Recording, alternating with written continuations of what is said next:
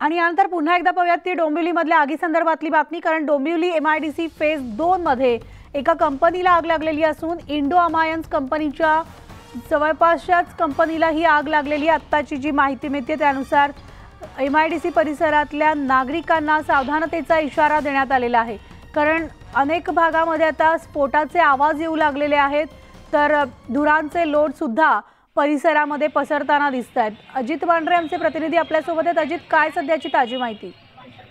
आपण जर पाहिलं तर हा दृश्यामध्ये आपण पाहू शकतो की किती लांबून हे दृश्य घेतलेल्या दृश्यामध्ये धुराचे लोट फार मोठ्या प्रमाणात दिसत आहेत.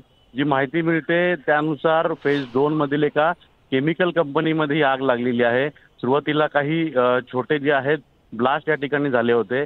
यातून कोणाला दुखापत झाली आहे का किंवा कशा रीतीनं हा संपूर्ण परिसर जो आहे या आगीमुळे व्यापलेला आहे, कारण का आपल्याला माहिती आहे की अमुदान कंपनीमध्ये जेव्हा आग लागली होती त्यावेळेस जवळपास आजूबाजूच्या 15 ते 20 कंपन्या ज्या आहेत त्या पूर्णपणे या आगीच्या लोटामध्ये आल्या होत्या आणि त्याचं मोठं नुकसान झालं होतं. 12 जणांचा मृत्यू झाला होता. जवळपास 60 पेक्षा जास्त जण जे त्यामध्ये जखमी झाले होते.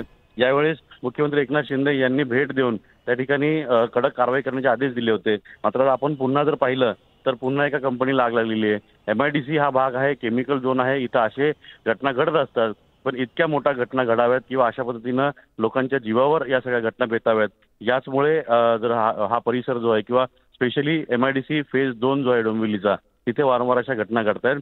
व्हिडिओ दृश्यामध्ये आपण पाहू शकता एक लांबून घेतलेला हा व्हिडिओ आहे. जवळपास 3 ते 4 किलोमीटर लांबून घेतलेला व्हिडिओ आहे. तिथून देखील आगीचे धूर जे आहेत ते किती मोठ्या प्रमाणात दिसत आहेत आणि यातून लक्ष येतं की आग जी आहे ती मोठ्या प्रमाणात लागलेली आहे.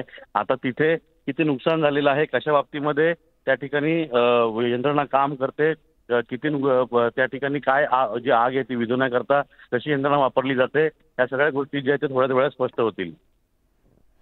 निश्चितच. मात्र आपण पाहतोय काही दिवसांपूर्वीच MIDC मध्ये अजित आग लागलेली होती. आगीची घटना जी आहे ती ताजी असताना आता पुन्हा एकदा MIDC फेज 2 मध्येही आग लागल्याचं कळतंय. हा जो संपूर्ण परिसर आहे अजित, हा दाटीवाटीचा सुद्धा दिसतोय दृश्यांमधनं.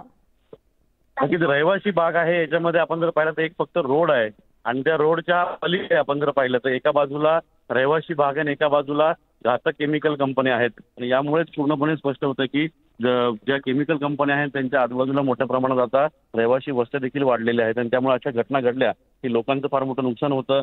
अनेक लोकांना जखमी व्हावं लागतं किंवा काय अनेकांना मृत्यूला देखील सामोरं जावं लागतं. त्याच परिस्थिती आपण जर पाहिलं तर अमुदान कंपनीमध्ये स्फोट झाला होता. त्यानंतर मेट्रोपॉलिटन कंपनी आहे त्यामध्ये स्फोट झाला होता. त्याच्या आधी प्रोग्रेस कंपनी होती त्यामध्ये स्फोट झाला होता. आणि वारंवार याच MIDC फेज 2 मध्ये अशा घटना का घडतायत, इथल्या ज्या कंपन्या आहेत त्याच्यामध्ये नेमकं कशा रीतीने केमिकल बनवलं जातं किंवा जी प्रक्रिया आहे ती प्रक्रिया पार पडण्याकरता पूर्णतः जे नॉर्म दिलेले आहेत त्याचं पालन केलं जातं का, या सर्व गोष्टी ज्या आहेत त्या पुन्हा एकदा तपासणं गरजेचं झालेलं आहे. निश्चितच. पण मात्र जी आता प्राथमिक माहिती समोर येते, अग्निशमन दलाचे बंब जे आहेत ते घटनास्थळी दाखल झालेले आहेत. आग विझवण्याचे प्रयत्न या ठिकाणी सुरू आहेत. आता या जेव्हा ही घटना घडली अजित, त्यावेळेला या ठिकाणी कर्मचारी सुद्धा काम करत असतील. अधिक काही सविस्तर माहिती त्याविषयी कळू शकली आहे का, की कर्मचाऱ्यांना या कंपनीमधून सुखरूप बाहेर काढण्यात यश आलंय का अग्निशमन दलाला? म्हणाल याबाबत अजून स्पष्टता नाहीये, पण आपण जर लक्षात घेतलं तर केमिकल कंपनी आहे, एखादी फॅक्टरी जी आहे ती सकाळी 7 ते 9 या दरम्यान सुरू होते आणि आग जी लागलेली आहे साधारणपणे 10च्या दरम्यान आग लागलेली आहे. त्यामुळे या कंपनीमध्ये कर्मचारी असतील अशी शक्यता वर्तवली जाते. त्याचबरोबर ही कंपनी जी आहे त्या कंपनीमध्ये 24/7 जे आहे ते काम सुरू राहतं. त्यामुळे इथं कर्मचारी होते अशी देखील माहिती मिळते, पण त्यामध्ये कोणाला दुखापत झालेली आहे का किंवा काही जीवितहानी झालेली आहे का याबद्दल स्पष्टता नाहीये. पण अग्निशमन दलाचे जवान जे आहेत ते घटनास्थळी दाखल झालेले आहेत आणि त्यांनी या सर्व आगीवर नियंत्रण मिळवण्याकरता प्रयत्न सुरू केलेले आहेत.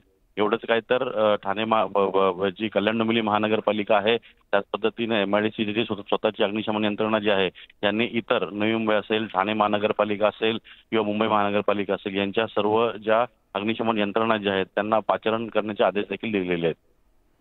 मात्र या आधी जेव्हा आगीची घटना अजित घडली होती आणि पुन्हा अशी घटना घडू नये म्हणून तात्काळ ऑडिटचे सुद्धा आदेश देण्यात आलेले होते. काही नियम जे आहेत ते कडक करण्याचे आदेश लागू करण्यात आलेले होते आणि ऑडिट पण कदाचित सुरू असेल. आणि तसं असताना देखील लगेचच ही आग लागते, म्हणजे अगदी महिना पण उलटून गेलेला नाही अजित. बरोबर आहे, तुझा अगदी प्रश्न रास्त आहे. महिना देखील उलटून गेलेला नाहीये आणि अशा घटना घडतात. आपण जर या संपूर्ण परिसराचा जर आढावा घेतला तर मी मगाशी सांगितलं त्याप्रमाणे की इथं वारंवार अशा घटना घडतात. इथल्या ज्या केमिकल कंपन्या ज्या आहेत त्या केमिकल कंपन्या केमिकलवरती प्रक्रिया करताना जे नॉर्म्स आहेत किंवा जे नियम आहेत त्यांचं पालन करतात का, रिएक्टर असेल, बॉयलर असेल, याचं वारंवार मेंटेनन्स होतं का, फॅक्टरी इन्स्पेक्टर जे आहेत ते फॅक्टरी इन्स्पेक्टर इथं वारंवार ऑडिट करतायत का. जी घटना घडलेली आहे त्या घटनेनंतर त्या ठिकाणी मोठ्या प्रमाणामध्ये कंपन्यांनी काळजी घेणं गरजेचं होतं. मग असं असून सुद्धा जर अशी घटना घडली असेल तर मग एमआयडीसी फॅक्टरी इन्स्पेक्टर असतील किंवा संपूर्ण एमआयडीसी यंत्रणा जी आहे ती नेमकी काय करते. अशा कंपन्या ज्या आहेत की ज्यांच्यामुळे मोठ्या प्रमाणात नुकसान होतं त्यांना व त्यांचं ऑडिट केलं गेलेलं आहे का. अमुदान कंपनीला जी माहिती मिळते त्यानुसार तपासामध्ये जी माहिती समजलेली आहे पण ते अद्याप अधिकृतपणे याला दुसरं दिलेलं नाहीये की त्या अमुदान कंपनीमध्ये स्फोट झाला होता त्या रिएक्टरचा जवळपास तीन वर्ष जे आहे ते प्रकार.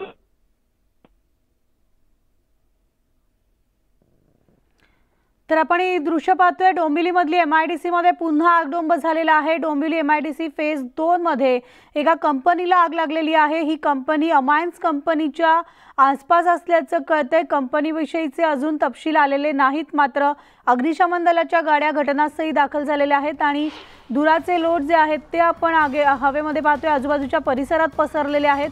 त्यावरून आपण कल्पना करू शकतो की ही आग किती मोठ्या प्रमाणामध्ये आहे. तर ज्या कंपनीला आग लागली आहे ती कंपनी केमिकल युक्त कंपनी असल्याचं कळतंय. त्यामुळे घटनास्थळी अग्निशमन दलाच्या गाड्या तात्काळ रवाना झालेल्या आहेत. सकाळच्या वेळेस ही आग लागलेली आहे. निश्चितच या ठिकाणी कामकाज सुरू असणार आहे. कंपनीमधले कर्मचारी जे असतील ते कंपनीमध्ये यावेळेस कामासाठी हजर असतील. त्यामुळे या कर्मचाऱ्यांना बाहेर काढण्यात यश आलंय का याविषयीची सुद्धा माहिती अद्याप मिळू शकलेली नाहीये. मात्र हा संपूर्ण परिसर जो आहे तो लोकवस्तीचा, स्थानिक रहिवासी या ठिकाणी आहेत. त्यामुळे दाटीवाटीचा सुद्धा परिसर आहे आणि अशा परिस्थितीमध्ये सगळ्या नागरिकांना आता सावधानतेचा इशारा सुद्धा देण्यात आलेला आहे. पुन्हा एकदा जरा आमचे प्रतिनिधी अजित मांढरे यांच्याकडे. अजित, जसं तुम्ही सांगितलं ही कंपनी जी आहे ती केमिकलची कंपनी आहे आणि केमिकलची तीव्रता जी आहे ती मोठ्या प्रमाणामधली दिसते. कारण ज्यावरून हे आगीचे धूर जे आहेत परिसरात पसरलेले त्यावरून आगीची तीव्रता आपण लक्षात घेऊ शकतो आणि आजूबाजूच्या लोकांना सुद्धा केमिकलमुळे, आगीमुळे सावधानतेचा इशारा प्रशासनाकडून देण्यात आल्याची माहिती मिळते. अजित, नक्कीच सावधानतेचा इशारा जो आहे तो तात्काळ प्रशासनाने दिलेला आहे. आजूबाजूचा परिसर असेल, रहिवासी भाग या भागामध्ये जास्त मोठ्या प्रमाणात असते आणि सकाळची वेळ त्यामुळे हजारो कर्मचारी जे आहेत ते आपापल्या कंपन्यांमध्ये किंवा कामामध्ये जायला करता निघतात. त्यामुळे हा आता आपण ह्या याच्यामध्ये एक नाव घेतो इंडो अमायन्स म्हणून. इंडो अमायन्स ही कंपनी इतकं घातक केमिकल बनवते की त्या कंपनीच्या आजूबाजूला ही आग जर लागलेली असेल आणि त्या कंपनीपर्यंत ही आग जर पसरली तर फार मोठा परिणाम भोगावा लागू शकतो. त्यामुळे इंडो अमायन्स किंवा त्याच्या आजूबाजूच्या कंपन्यांमध्ये ही आग पसरणार नाही याची काळजी तिथे घेतली जाते. आणि त्याच पद्धतीने या कंपनीमध्ये कशा पद्धतीचे केमिकल्स होते, किती कर्मचारी कामाला होते, त्यांना बाहेर काढण्यामध्ये यश आलंय का किंवा त्यांना बाहेर काढण्याचं काम केलं जातं का, या सर्व गोष्टी ज्या आहेत त्या यंत्रणा त्या ठिकाणी काम करत आहेत. थोड्या याची स्पष्टता येईल. पण ज्या पद्धतीनं रहिवासी भाग आहे, गर्दी आपल्याला दिसते, लोक तिथे जे आहेत ते आग विझवण्याचा प्रयत्न करतायत. पण केमिकल कंपनी असल्यामुळे तिथं आग विझवण्याचे प्रयत्न जे आहेत ते करताना लोकांना आणि अग्निशमन यंत्रणांना जे आहेत ते देखील अडचणी निर्माण होतात हे देखील आपल्याला स्पष्टपणे दिसतंय. अगदी बरोबर आहे. आपण पाहतोय डोंबिवली मधली ही घटना आहे आणि याचे अपडेट्स अजित तुमच्याकडनं घेत राहू. थेट जाऊयात, संजय राऊत बोलतायत. वापर या देशामध्ये कायदा सुव्यवस्था शांतता नांदावी यासाठी करत नाही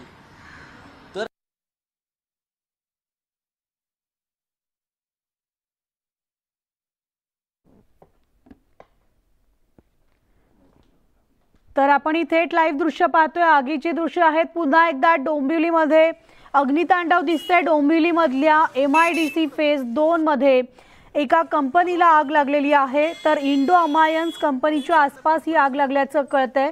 या ठिकाणी अग्निशमन दलाचे जवान जे आहेत ते आग विझवण्याचे अतोनात प्रयत्न करतायत. तर इंडो अमायन्स ही कंपनीच मूळ घातक केमिकल बनवणारी कंपनी आहे आणि त्याच्या शेजारच्याच कंपनीला ही आग लागलेली आहे. त्यामुळे इथल्या सगळ्या नागरिकांना सुद्धा सतर्कतेचा इशारा देण्यात आला.